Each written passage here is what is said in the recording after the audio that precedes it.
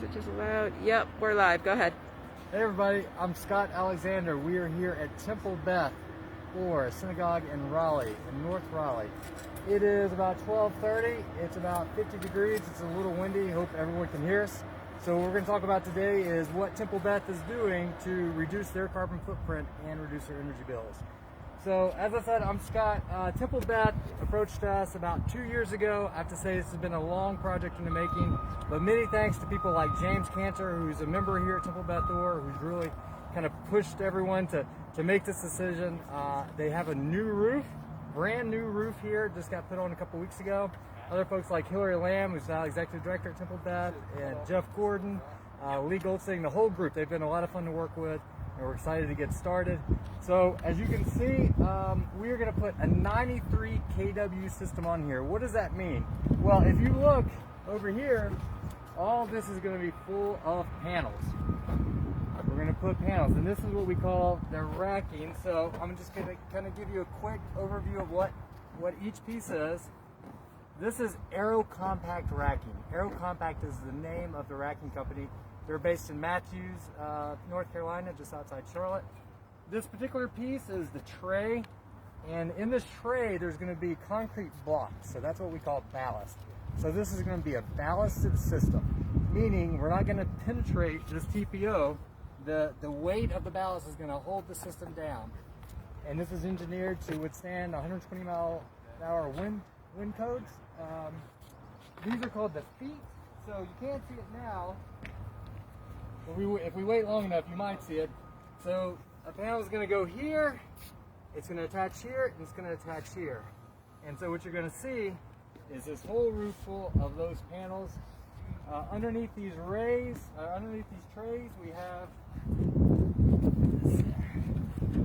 we've got, see here, this material here that protects the TPO.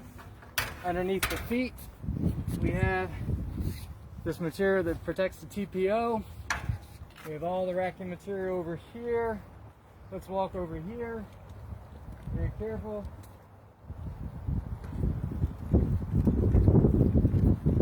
As you can see, we're going to put out a protective sheet.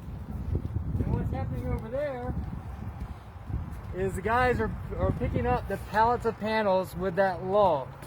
Now these panels are REC 435 alphas. I know that sounds like a lot of lingo, but REC is the company, alpha is the model. So the alpha model is the latest technology from REC, and the wattage is 435 watts. So each panel is going to be able to produce 435 watts.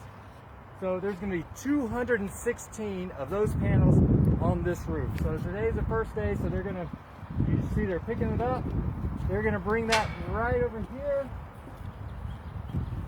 As you see, you've got a spotter, and the panels are going to stand right here on that log.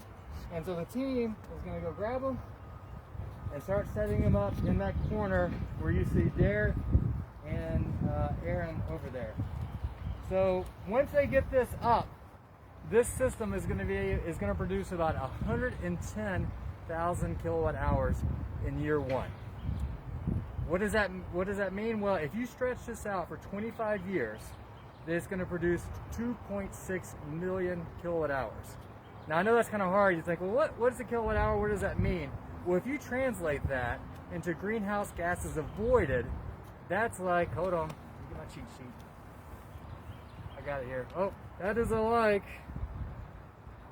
1,892 metric tons of greenhouse gases avoided, which is about, that's enough to power 409 homes for 1 year. It's enough for, let's see, 409 cars driven for 1 year, 218 homes a year for that 2.6 million kilowatt hours.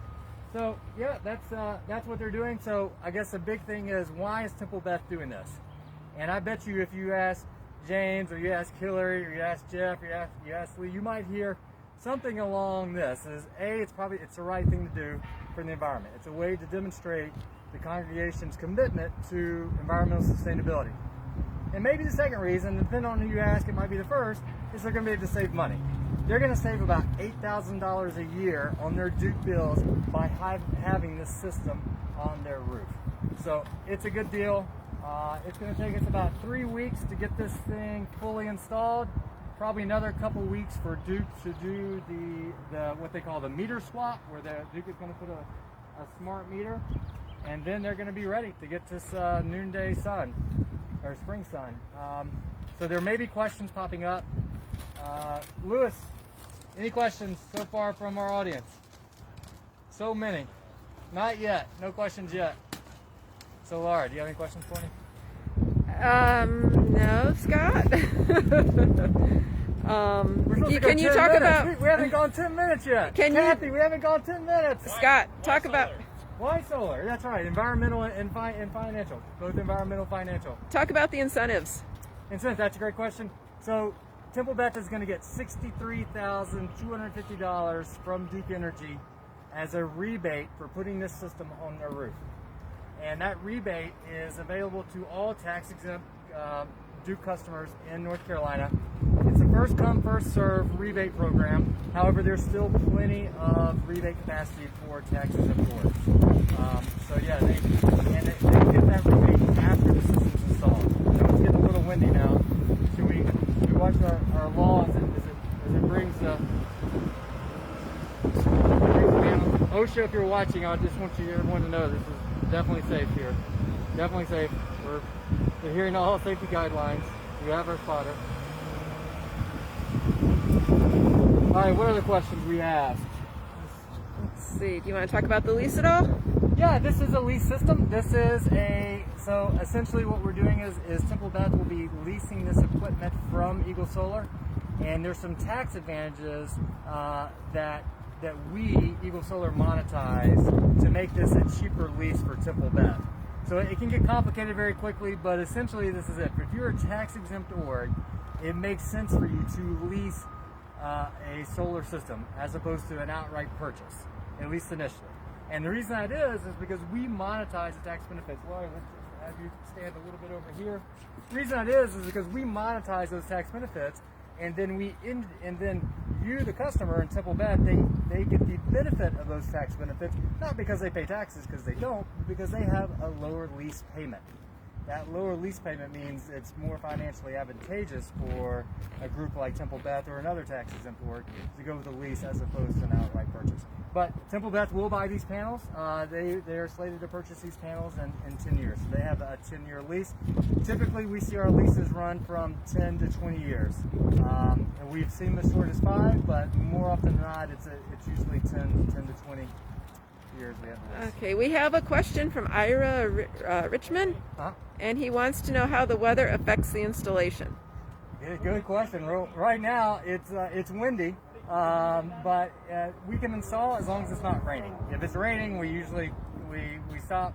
If there's no ice, this time of year, we would stop. But really, the only thing that's going to stop us is rain or obviously lightning. Okay, thank you.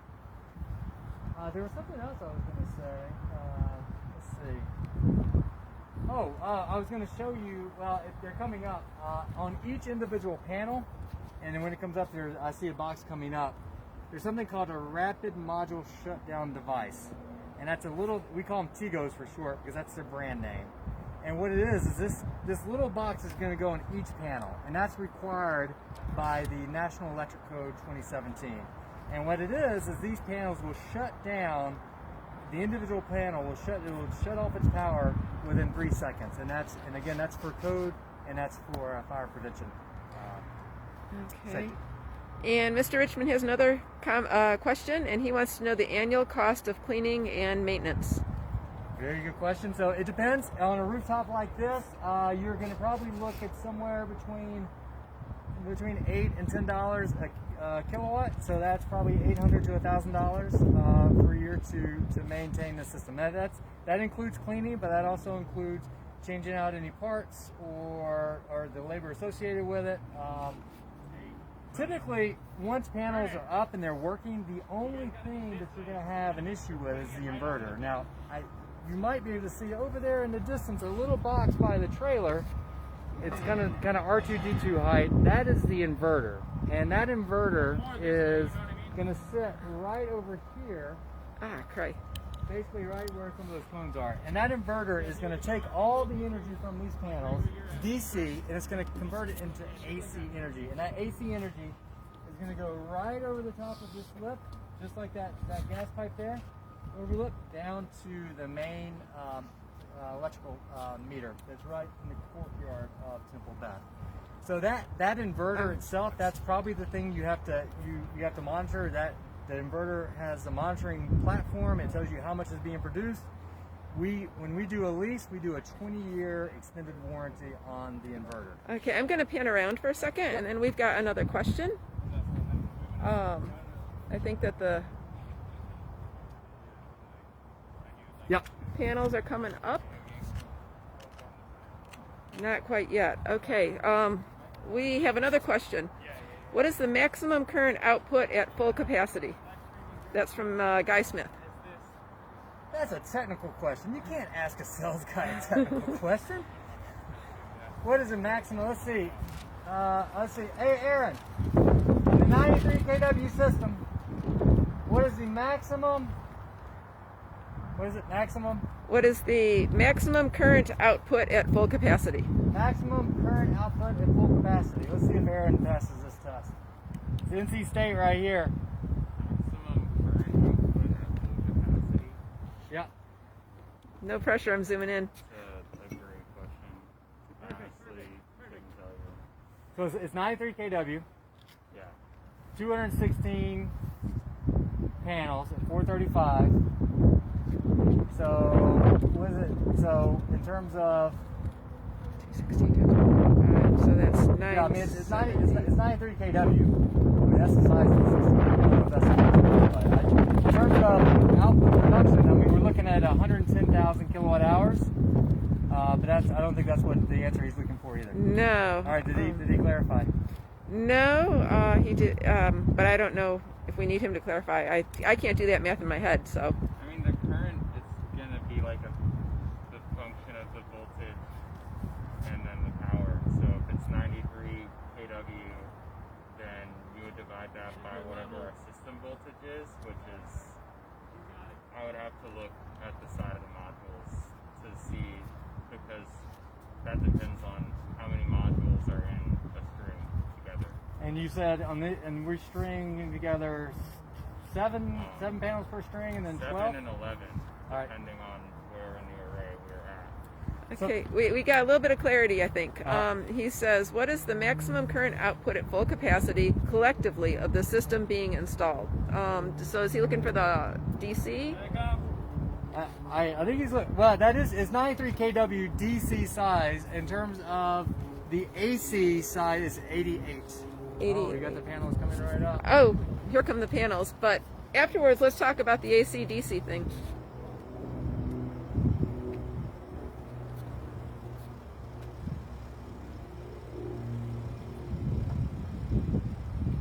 Exciting stuff.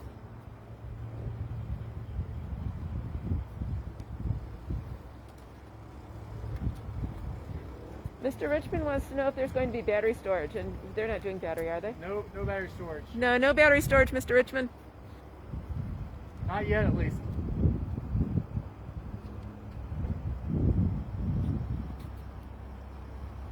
We got Derek with the hand signals going on.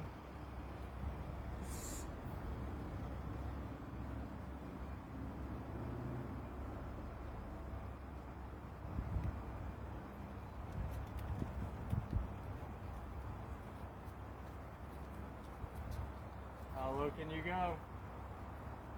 How low can you go? Now, be careful of that ledge, Laura. Oh, there it goes.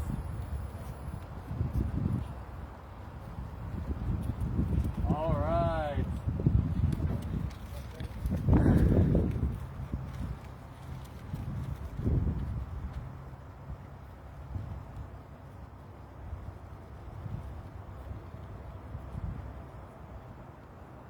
All right. So these are the rapid module put down devices. They're not Tigos. These are, what do y'all call these? Those are Jimothy's. Jimothy's. So these are the Jimothy's. Let's open it up.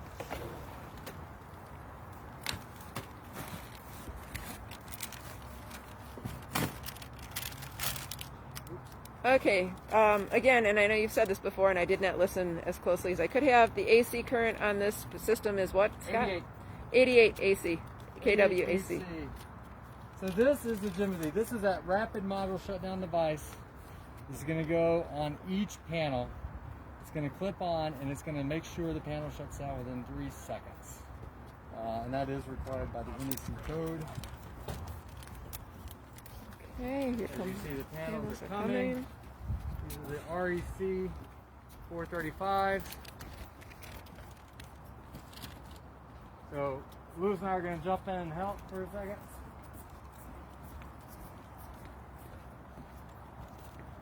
Panels are about 40 pounds. That's because you're so strong. So for those watching, People like Derek can pick one of these up by themselves and take it up a ladder. But luckily, you don't have to do that on this one.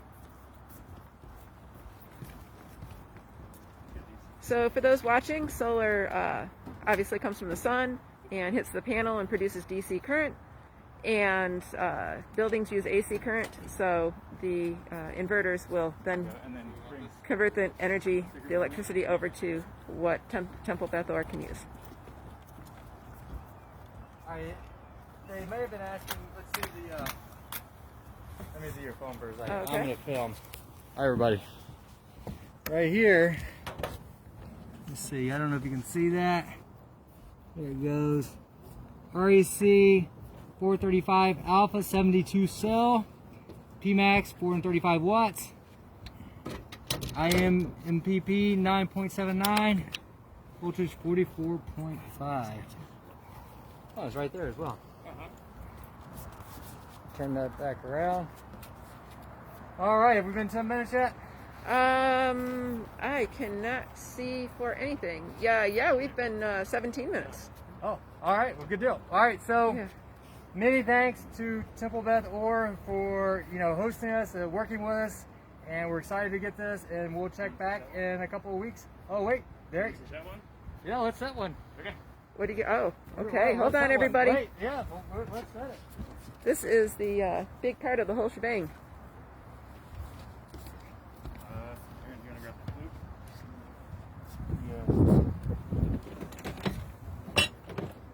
All right, thank you. So as they're doing this, just in case you're wondering, that we are Eagle Solar. You can reach out to us. We have an 800 number, which I don't remember, but we have a website, eaglesolaranlight.com. Laura Combs, Scott Alexander, the whole team is here. We're ready to work with you, and they're putting on, and they're going to test it right now. So it goes on. Is that another message for us?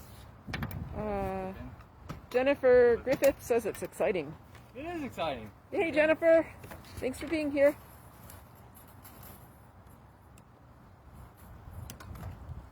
So these are the panel leads. Aaron, you want to explain how these are daisy chained together? Yeah. So essentially we'll set the modules down so that the stickers are all facing the same direction as they come across the array. And so we'll put the rapid shutdown Tigers on the module, and then we'll plug the panel leads into the rapid shutdown module, and then these red wires will end up getting plugged in to the next panel over. So this is the positive lead, and that's the negative.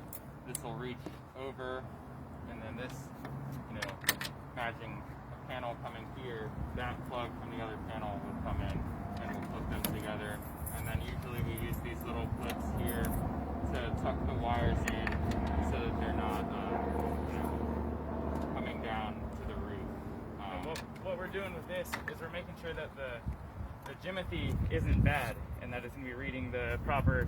They all give off a test voltage of 1 volt, and so that's what we're reading on here, is that we're getting 1 volt, even though this isn't facing the sun or anything like that. The back of these will pick up that voltage, and so this is a good Tygo, or a good Jimothy, a good panel. So then what we'll do is we'll take this over, and then I can go set this now. All right, let's do it. You want to carry it and you get ready to set? Get that put there. Right. Move it through this path there. Yep.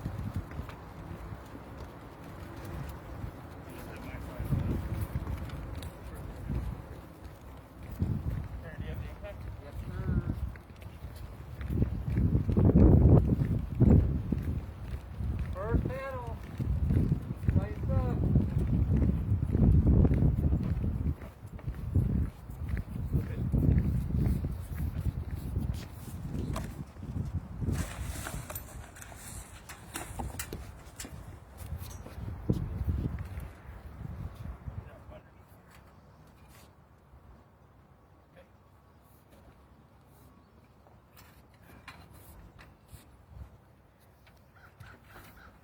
That'll set on there, and it's got, you see where there's those dashed lines on that bottom foot?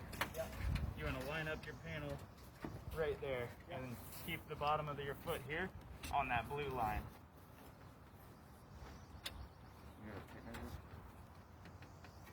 Yes, I do.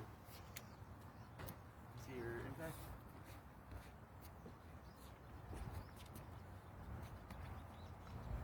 Got this. Yep. Sure that's sitting.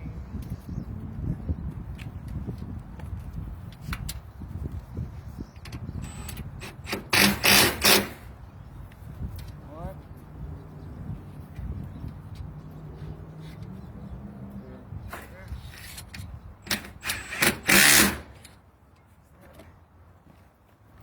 Is it the dash line? Yep, the dash line. Yep, that's very easy. Just set it down. Yep.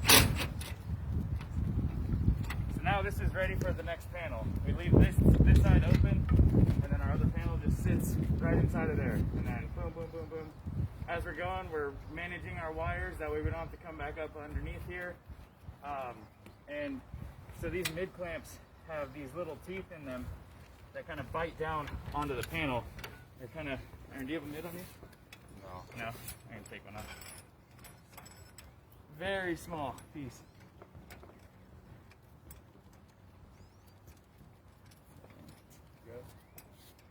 Yep, there it is. We got these little teeny tiny teeth on here. But those bite into the metal here, and that helps to ground out the array. So this panel would be grounding out this foot, would ground through the panel, ground this foot, and then so on and so forth throughout the whole array. And that's it. 216 of them. So thank you everybody for watching. We can do this again as we get near the end in about 3 weeks. And if you want to reach out to us, it's eaglesolaranlight.com. Thank you very much. Okay, wait, no, you can't go away yet because you have a question. Mr. Smith says, how is solar generated current distributed among client building systems? Is internal building load automatically split between solar and power company sources? That's exactly right. The inverter, so all the solar power that is on this roof is going to feed the meter here in this building. So it's going to offset all the building's consumption. You're exactly right. The inverter, the little piece that's still over there, it's constantly monitoring the grid. And as it's monitoring the grid and the load of the building, the solar is going to feed the load of the building. At night, the inverter, obviously there's not going to be any solar, so the grid energy is going to come. So the inverter is modulating how much solar is coming into the building and how much is coming in from the grid. Cool. I think that's it. Okay. Thank you. Thanks for watching, everyone. We'll see you again. Bye-bye. Bye.